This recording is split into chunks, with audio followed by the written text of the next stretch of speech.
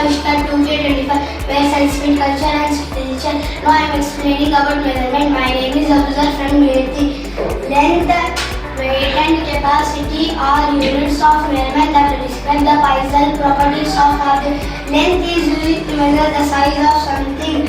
Weight or mass is used to measure how heavy something is. Capacity is used to measure how much liquid something can hold. The distance between two points or the length of a segment measured in millimeter, meter, centimeter, kilometer. The value of a container of amount space it has understand. Length, weight and capacity is important. Daily life. For example, you can use this measurement to measure for cooking ingredients, estimate distance, determine the appropriate weight for lifting object, and understand more complex mathematical concepts. Thank you.